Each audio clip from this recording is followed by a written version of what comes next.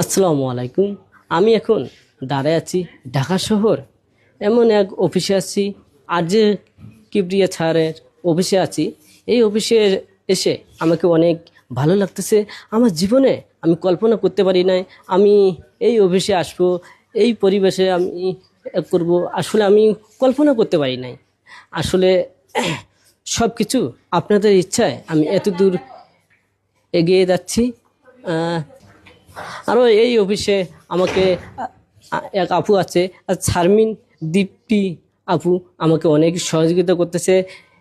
আমাকে এই অফিসে অনেক ভালো লাগতেছে। এই অফিসে এসে অনেক পরিবেশও অনেক ভালো লাগতেছে। এমন যে মনের ভিতরে আমার শান্তি আমি জীবনে কল্পনা করতে পারি নাই। আপনারা সবাই আমাকে ভালোবেসে যাবেন।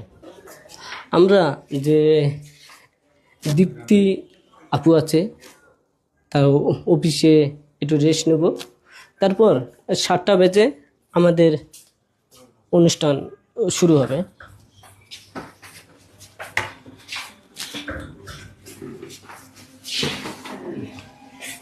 অফিসটা